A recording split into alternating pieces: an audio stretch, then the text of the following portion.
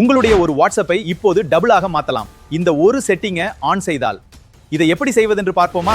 இன்னும் நீங்கள் என்னுடைய பேஜை ஃபாலோ பண்ணலன்னா இப்போவே ஃபாலோ பண்ணி வீடியோக்கு ஒரு லைக் பண்ணுங்கள். வாங்க வீடியோக்குள்ளே போகலாம். கைஸ், அதுக்கு உங்களுடைய மொபைல் செட்டிங் ஆன் பண்ணி ஆப்ஸ் எண்ட் ஆப்ஷனை டச் பண்ணுங்கள். இந்த இடத்துல ஆப் க்ளோன் இந்த ஆப்ஷனை ஓப்பன் பண்ணுங்க.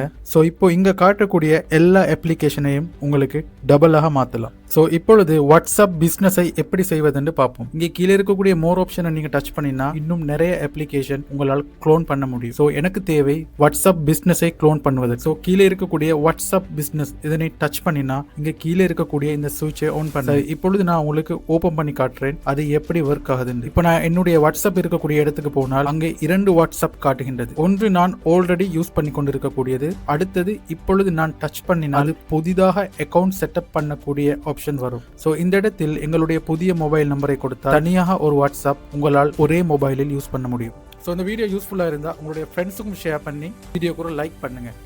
நாளைக்கும் இதை மாதிரி ஒரு யூஸ்ஃபுல்லான வீடியோட சந்திப்போம்.